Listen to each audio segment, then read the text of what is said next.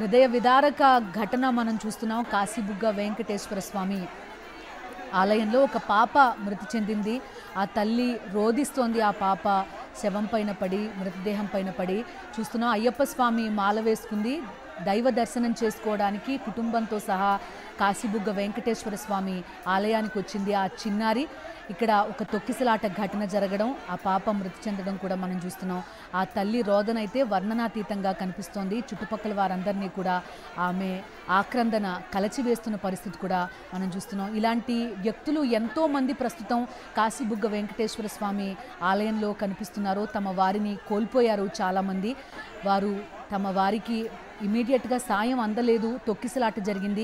దైవ దర్శనానికి వచ్చాం, ఇలాంటి ఘటన జరుగుతుందని ఊహించలేదు అంటూ కూడా రోధిస్తున్న పరిస్థితి. మా కరెస్పాండెంట్ సతీష్ జాయిన్ అవుతున్నారు. సతీష్, హృదయ విదారకంగా గుండెలు అవిసేలాగా రోధిస్తున్నారు. తమ కళ్ళ ముందు పిల్లలు పడిపోయి ఉండడాన్ని, స్పృహ తప్పి పడిపోయినటువంటి సందర్భం కానీ మహిళలు మనం చూస్తే అక్కడ ఒక గుట్ట మీద వరుసగా మహిళలంతా కూడా అక్కడ పడి ఉన్నారు. ఎంతమందికి అందులో ప్రాణం ఉందో, ఎంతమంది ప్రాణం పోయిందో కూడా తెలియనటువంటి పరిస్థితి. మొత్తం మన మృతుల్లో కానీ లేకపోతే అక్కడ ఉన్నటువంటి సొమ్మశీలు పడిపోయిన తొక్కిసలాట్లో బాధితులుగా ఉన్న వాళ్ళంతా కూడా మహిళలు, చిన్నపిల్లలే అత్యధికంగా ఉన్నారు. కాశీబుగ్గ వెంకటేశ్వర స్వామి దేవాలయంలో జరిగినటువంటి తొక్కిసలాట అన్నది, ఆ తొక్కిసలాట దృశ్యాల్లో కూడా మనం చూస్తున్నాం. దర్శనానికి వెళ్ళినప్పుడు అక్కడ క్యూ లైన్కి సందర్భంగా క్యూ లైన్లో ఉండలేనటువంటి పరిస్థితి. ఎందుకంటే ఆ క్యూ లైన్కి వెళ్ళినప్పుడు పెద్ద ఎత్తున జనం వచ్చారు. అక్కడ క్యూ లైన్ నిర్వహణ సక్రమంగా లేదు. దానివల్ల ఊపిరాడనటువంటి పరిస్థితి. అక్కడ మధ్యలో ఉంటే ఊపిరిపోతుంది, చనిపోతాం అన్న భయంతో కొందరు బయటకు వచ్చేసేటువంటి ప్రయత్నం, రైలింగ్ తీసేసి బయట దూకేసినటువంటి ప్రయత్నం చేశారు. మహిళలు, చిన్నపిల్లలు ఎలా దూకేశారో తమ ప్రాణాలు కాపాడుకోవడానికి చూసి. అయినప్పటికీ కూడా ఈ సందర్భంగా జరిగినటువంటి తొక్కిసలాట్లు ఇప్పటికీ 9 మంది మరణించినట్టుగా చెప్తా ఉన్నారు. ఇంకా ఎంతమంది గాయాలయ్యో, ఎంతమంది కొన ఊపిరితో ఉన్నారో, ఎంతమంది ఇంకా అస్వస్థతకు లోనయ్యారో కూడా తెలియనటువంటి పరిస్థితి మనం చూడొచ్చు. చాలా స్పష్టంగా అక్కడ జరిగిన తర్వాత కూడా, సంఘటన జరిగిన తర్వాత కూడా మాజీ మంత్రి, వైఎస్ఆర్ కాంగ్రెస్ పార్టీకి సంబంధించినటువంటి అక్కడ ఉన్నటువంటి మాజీ ఎమ్మెల్యే, పలాసకు సంబంధించిన మాజీ MLA, YSR Congress party doctor శుభాధ్యక్షుడైనటువంటి సీదిరి అప్పలరాజు వృత్తిరీత్యా వైద్యుడు కావడం, తనకున్నటువంటి టీంతో అక్కడికి వెళ్ళి యుద్ధ ప్రాతిపదికన ప్రభుత్వం కంటే ముందు వెళ్ళి అక్కడ ఆ సహాయం అందించేటువంటి ప్రయత్నం, అక్కడ సొమ్మసిల్లి పడిపోయి ఉన్న వాళ్ళు ఎవరు మరణించారో, ఎవరికి ప్రాణాలు ఉన్నాయో తనిఖీ చేసేటువంటి ప్రయత్నం సీదిరి అప్పలరాజు చేశారు. ఆయన టీం చేస్తుంది అక్కడ.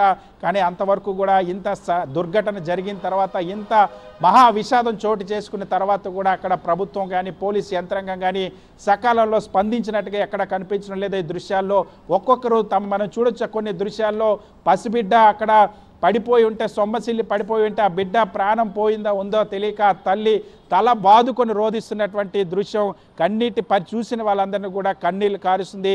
కొందరు మహిళల ముందు రోడ్డు మీద అలాగా జీవోత్సవంలా పడి ఉన్నటువంటి మహిళలను చూసినటువంటి వాళ్ళంతా కూడా వాళ్ళ బ్రతికున్నారా లేదా తెలియక గుండెలు అవిసేలాగా ఏడుస్తున్నటువంటి పరిస్థితి కనిపిస్తుంది. ఒకరు కాదు, ఇద్దరు కాదు, దాదాపు 9 మంది మరణించారని చెప్తాను.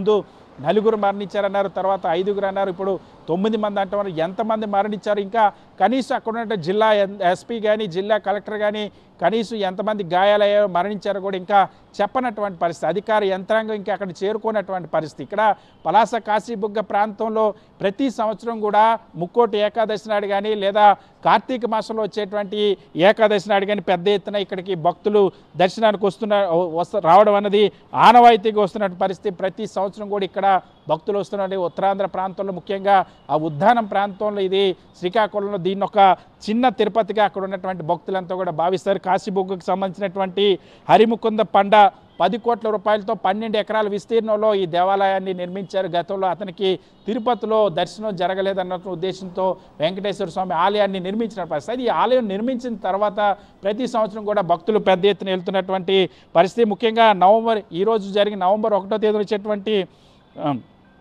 ఈ దేవదత్తుని ఏకాదశి వ్రతం ఆచరిస్తారు. ఈరోజు శ్రీ మహావిష్ణువు యోగ నిద్ర నుంచి మేల్కొంటాడని భక్తుల విశ్వాసం. ఆ యోగనిద్రను మేల్కొని భక్తుల్ని ఆశీస్సులు అందిస్తారని నమ్ముతారు.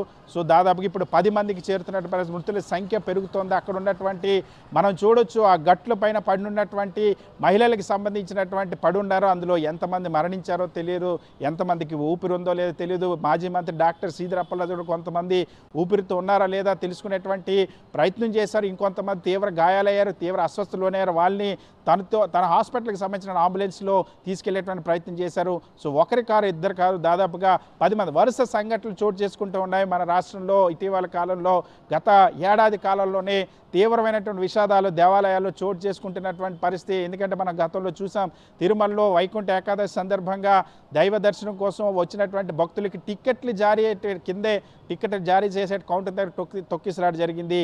ఆ సందర్భంగా 6 మరణించారు. ఆ తర్వాత చందనోత్సవం, వరాహలక్ష్మీ నరసింహస్వామి సింహాచలం వరాహలక్ష్మీ నరసింహస్వామి చందనోత్సవాన్ని అత్యంత పవిత్రంగా ఉత్తరాంధ్ర ప్రాంతం ఒరిస్సా నుండి కూడా భక్తులు వస్తారు. ఆ ప్రాంతం ఆ రోజులో జరిగినటువంటి గోడ కూలి అధికారులు అప్పటికప్పుడు అక్రమంగా నిబంధనలకు విరుద్ధంగా ప్లాన్ డివియేట్ అయి నిర్మించినటువంటి గోడ కూలి 8 మంది మరణించారు. ఈరోజు సంఖ్య మరింత పెరిగింది. కాశీబుగ్గ వెంకటేశ్వర ఆలయంలో జరిగినటువంటి ప్రమాదంలో అక్కడ మనం చూడొచ్చు, పొద్దున్నే దర్శనం కోసం వచ్చినటువంటి భక్తులు ఆ క్యూ లైన్లో వెళ్ళి దర్శనానికి వెళ్తున్నటువంటి క్రమంలో అక్కడ పైకి దర్శనానికి వెళ్ళలేనటువంటి పరిస్థితి నెలకొంది. ఆ వెళ్ళలేని పరిస్థితుల్లో ఊపిరాడినటువంటి పరిస్థితి, తీవ్రంగా ఇబ్బందులు పడినటువంటి పరిస్థితి. ఆ క్యూ లైన్లో కొనసాగలేక బయటకు వచ్చేసేటువంటి క్రమంలో తొక్కిసలాట జరిగింది. ఇప్పటికే 10 మంది మరణించినట్టుగా చెప్తా ఉన్నారు. వెంకటేశ్వర స్వామి దర్శనానికి ఏకాదశి సందర్భంగా, కార్తీక ఏకాదశి సందర్భంగా దర్శనం కోసం వచ్చినటువంటి భక్తులు ఈ స్థాయిలో మరణించడం అక్కడ చూస్తున్నటువంటి దృశ్యాలు కూడా, రోడ్లపైన మహిళలు శవాలు పడున్నటువంటి పరిస్థితి, చిన్న పిల్లలు సొమ్మసిల్లి పడిపోయారు. అక్కడ వాళ్ళకి ఊపిరి ఉందా లేదా కూడా తెలియనటువంటి పరిస్థితిలో ఆ తల్లిదండ్రులు, ఆ తల్లి తీసుకొచ్చినటువంటి బిడ్డను తీసుకొచ్చినటువంటి తల్లి తల బాదుకుంటూ రోధిస్తున్నటువంటి దృశ్యాలు కానీ, అక్కడ ఉన్నటువంటి రోడ్డు మీద పడున్నటువంటి మహిళల్ని చూసి ఆ కుటుంబ సభ్యులు రోధిస్తున్నట్టు గుండెలు అవిసేలాగా రోధిస్తున్నటువంటి పరిస్థితులు కానీ, ప్రతి ఒక్క దృశ్యం హృదయ విదారకంగా ఉంది. వాళ్ళు ఏ పాపం చేయలేదు, దేవుడు దర్శనం కోసం వచ్చారు, విముక్తి కోసం వచ్చారు, దేవుడు ముక్తి ప్రసాదిస్తాడని నమ్మి వచ్చినటువంటి పరిస్థితి. కానీ అక్కడ ఉన్నటువంటి నిర్వాహకులు, అక్కడ ఉన్నటువంటి అధికారులు ఆ క్యూ లైన్లో సక్రమంగా నిర్వహించుకోవడం, సరైనటువంటి పోలీస్ బందోబస్తు అక్కడ లేకపోవడం, క్యూ లైన్ నిర్వహణ లేకపోవడం వల్ల ఒక్కసారిగా ఊపిరాడక ఊపిరి నిలబెట్టుకోవడం కోసం కొంతమంది బయటకు వచ్చేటువంటి ప్రయత్నం చేయడం, బయటకు వచ్చేసేందుకు చేసేటువంటి ప్రయత్నంలో అక్కడ రైలింగ్ తీసేయడం, కింద పడిపోవడం, ఒకరిపైన ఒకరు పడి తొక్కిసలాట సందర్భంగా తమ ప్రాణాలు కాపాడుకోవడం కోసం పరుగులు తీశారు. ఆ పరుగులు తీసేటువంటి క్రమంలో తొక్కిసలాట జరిగింది. ఈ సందర్భంగా ఇప్పటికే మొదట 4 చనిపోయారు అన్నారు, తర్వాత 5 చనిపోయారు. ఇప్పుడు 9 నుండి 10 కూడా మృతుల సంఖ్య చేరుతున్నట్టు పరిస్థితుంది. ఈ సంఖ్య ఇంకెంత పెరుగుతుందన్నటువంటి ఆందోళన ఇంకా అధికార యంత్రాంగం కానీ, పోలీసు యంత్రాంగం కానీ అక్కడ పూర్తి స్థాయిలో చేరుకుని అక్కడ ఉన్న వాళ్ళందరికీ కూడా అక్కడ పరిస్థితిని సాధారణ స్థితికి ఇంకా రానటువంటి పరిస్థితి కనిపిస్తుంది. సిద్ధేశ్వర్. సతీష్, 10 మంది చనిపోయారు, స్పాట్లోనే 7 మంది మృతి చెందారు, ఆసుపత్రిలో చికిత్స పొందుతూ మరో 3 మృతి చెందారు. రైలింగ్ ఊడిపడి ఆ తొక్కిసలాట ఘటనలో 10 మంది చనిపోయిన ఘటన తీవ్ర విషాదాన్ని మనకు గురి చేస్తోంది. అలాగే చూసినట్లయితే విజువల్లో ఎలాంటి పోలీసు భద్రత కనిపించలేదు, కనీసం మచ్చుకైనా ఒక్క పోలీస్ అధికారి కూడా ఆ విజువల్లో కనిపించిన పరిస్థితి కనిపిస్తోంది. అక్కడికి వచ్చిన భక్తులే తమ వారిని కాపాడుకునే ప్రయత్నం చేశారు. దీనికి సంబంధించి కూడా భద్రతా వైఫల్యం కొట్టొచ్చినట్టు కనిపిస్తోంది కదా సతీష్.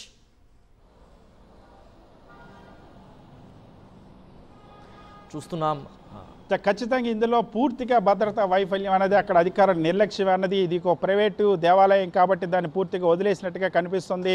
ఎక్కడ కూడా ఇంతమంది భక్తులు వస్తారు, ఈరోజు ప్రత్యేకమైన సాధారణంగానే ఎప్పుడైనా దేవాదాయ శాఖ పరిధిలో ఉన్నా లేకపోయినా విశిష్టమైనటువంటి రోజులు ఉన్నప్పుడు అక్కడ ఉన్నటువంటి లోకల్ పోలీసులు భక్తులు ఎక్కువ సంఖ్య ఉన్నప్పుడు భద్రతా ఏర్పాట్లు చేయడం అనేది వాళ్ళ బాధ్యత. ఎందుకంటే మనం చూస్తాం వినాయక చవితి ఉత్సవాల సందర్భంలో కానీ, దసరా నవరాత్రి ఉత్సవాల్లో కానీ ప్రైవేట్గా ఏర్పాటు చేసేటువంటి మండపాల దగ్గర కూడా పోలీసు బందోబస్తు ఏర్పాటు చేయడం అక్కడ ఉన్నటువంటి పోలీసుల విధి.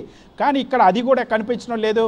ఇంతమంది అక్కడ గట్టుల పైన మహిళల్ని అలా జీవోత్సవాలు ఉన్నటువంటి మహిళలు అక్కడ పడి ఉన్నారు, వాళ్ళని తీసుకెళ్ళడానికి అక్కడ పోలీసు కనపడడం లేదు. వాళ్ళు బ్రతుకున్నారా, వాళ్ళకి వైద్య సేవలు అందించడానికి లేదా అత్యవసర వైద్యం అందించడానికి అక్కడ ఉన్న వైద్య సిబ్బంది కనిపించడం లేదు. అక్కడి నుండి వాళ్ళకి తీసుకెళ్లేటువంటి పోలీసులు కనిపించడం లేదు. మాజీ మంత్రి శ్రీధర్ అప్పలరాజు అక్కడికి వెళ్ళేంత వరకు కనీసం అక్కడ వైద్య శాస్త్రం గురించి ఐడియా ఉండి వైద్యం అందించేటువంటి ప్రయత్నం జరగలేదు. అప్పటికే ఎంతమంది ప్రాణాలు పోయాయో, ఎంతమంది తీవ్ర గాయాలై పాలయ్యారో, ఎంతమంది తమ ప్రాణాలను కాపాడుకోవడం కోసం అవస్థలు పడ్డారు అన్న విషయం తెలియనటువంటి పరిస్థితి. ఒక తీవ్రమైనటువంటి విషాదం దేవాలయాల్లో జరుగుతున్నాయి. వరుస విషాద సంఘటనలు చోటు చేసుకుంటున్నప్పటికీ కూడా ఎక్కడ రాష్ట్ర ప్రభుత్వం స్పష్టమైనటువంటి ఆడిటింగ్ లేదు, భద్రతా ప్రమాణాలపైన ప్రత్యేక శ్రద్ధ లేదని విషయం అర్థం. ఎందుకంటే ఒక్క తిరుమలలో జరిగింది, అంత పెద్ద తిరుమలలో టీటీడీ నిర్వహణలో అంత పెద్ద వ్యవస్థలోనే తొక్కిసలాట జరిగి 6గురు మరణించారు.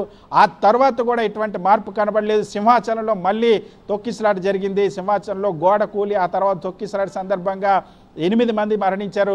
ఈరోజు మళ్ళీ ఇక్కడ ఈ దేవాలయానికి సంబంధించి ఇప్పటికి 10 మంది మరణించారు. అక్కడికక్కడ జరిగినటువంటి సంఘటన దగ్గర 7గురు మరణించారు. ఆ తర్వాత ఆసుపత్రుల్లో చికిత్స పొందుతూ మరో 3 మరణించారు. 10 మంది మరణించారు. ఇంకా చాలామంది గాయాలయ్యాయి. చాలామంది చిన్నపిల్లలు తమ ఊపిరి ఆడక నానా ఇబ్బందులు పడ్డారు. వృద్ధులు అవస్థలు పడ్డారు, మహిళలు అవస్థలు పడ్డారు.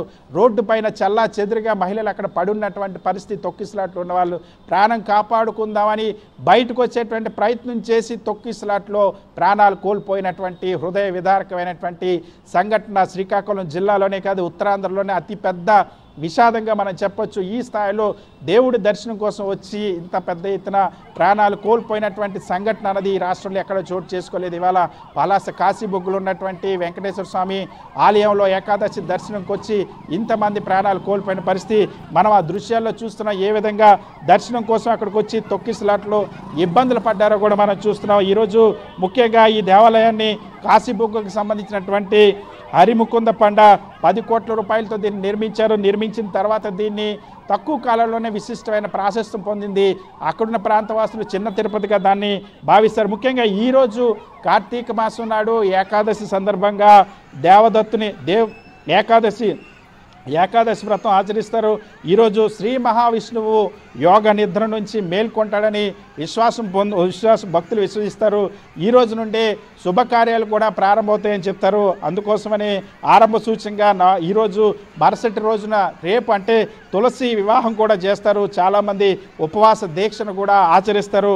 ఈ రోజున శ్రీ మహావిష్ణువు భక్తి శ్రద్ధలతో పూజిస్తే విశేషమైనటువంటి పుణ్యఫలం ఉంటుందని భక్తులు విశ్వసిస్తారు. ఈ నేపథ్యంలోనే ఈ దేవతని ఏకాదశ విశిష్టత గురించి పెద్ద ఎత్తున భక్తులు తెలుసు కాబట్టి ఇక్కడ ఆ శివకేశవుల్ని దర్శించుకునేటువంటి విశిష్టమైనటువంటి రోజుగా ఈరోజు భావిస్తారు. ఎందుకంటే కార్తీక మాసం అంటే శివుని ఆరాధించేటువంటి మాసం.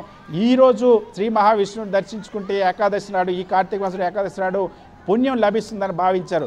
ఆ పుణ్యం కోసం దేవుడి ఆ ఆశీర్వాదం కోసం వచ్చినటువంటి భక్తులు, మహిళలు, చిన్నపిల్లలు ఇవాళ తీవ్ర అవస్థల పాలయ్యి అక్కడ ఉన్నటువంటి అధికారులు సిబ్బంది నిర్లక్ష్యం వల్ల అక్కడ ఉన్నటువంటి రైలు క్యూ లైన్లో ఉన్నటువంటి రైలింగు ఊడిపోయినటువంటి పరిస్థితి, అక్కడ ఊపిరి ఆడనటువంటి పరిస్థితి. దేవుడి దర్శనానికి వెళ్ళాలంటే ఊపిరి ఉండదేమో అన్నటువంటి ఆందోళనతో తీవ్రమైనటువంటి కలిచివేసే సంఘటన. ఒక్కొక్క దృశ్యం కూడా తీవ్రంగా కలిచివేస్తుంది.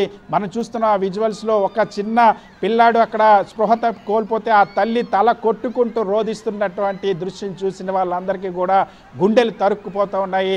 తమ కళ్ళ ముందే పడున్నటువంటి అక్కడ ఉన్నటువంటి మహిళల చూసి సాటి కుటుంబ సభ్యులు, వాళ్ళ తల్లిదండ్రులు ఎవరైతే వచ్చారో వాళ్ళంతా కూడా చిన్నపిల్లలు ఉన్నారు. అందులోని కొంతమంది చిన్నపిల్లలు స్పృహత కోల్పోయారు. ఆ తొక్కిసలాట్లు ఇరుక్కున్నారు. వీళ్ళందరినీ ఆ దృశ్యాలు చూసిన వాళ్ళందరికీ కూడా గుండె తరుక్కుపోతుంది, హృదయం ద్రవించిపోతుంది. ఎవరిని చూసినా సరే అక్కడ ఉన్నటువంటి కన్నీరు మున్నీరు అయ్యేటువంటి దృశ్యాలే కనిపిస్తూ ఉన్నాయి. దేవుడి దర్శనం కోసం వచ్చినటువంటి వాళ్ళంతా కూడా అకస్మాత్తుగా ఇలా మరణించడం అన్నది 10 మంది మరణించడం అనేది హృదయ విదారకంగా మారింది. ఇంకా అక్కడ పూర్తి స్థాయి సాధారణ పరిస్థితి రాలేదు. అక్కడ సహాయ చర్యలు అందించేటువంటి పోలీసులు ఇంకా ఇప్పుడిప్పుడే చేరుకునేటువంటి పరిస్థితి, అక్కడ ఉన్నటువంటి వైద్య సిబ్బంది చేరుకునే పరిస్థితి, అక్కడ ఉన్నటువంటి స్థానిక మాజీ మంత్రి వైఎస్ఆర్ కాంగ్రెస్ పార్టీ డాక్టర్స్ విభాగం అధ్యక్షుడైనటువంటి డాక్టర్ సీదిరి అప్పలరాజు మాత్రమే అక్కడ ముందు చేరుకున్నారు. ఆయనే అక్కడ ఉన్నటువంటి వాళ్ళని కాపాడేటువంటి ప్రయత్నం చేశారు. ఆయన అంబులెన్స్ ద్వారా కొంతమందిని ఆసుపత్రికి తరలించారు. ఆ తర్వాత 108 వాహనం వచ్చింది. ఇంకా ఆసుపత్రికి తరలించిన వారి పరిస్థితి ఎలా ఉందో కూడా ఇంకా తెలియాల్సినటువంటి అవసరం ఉంది సిద్ధేశ్వర్.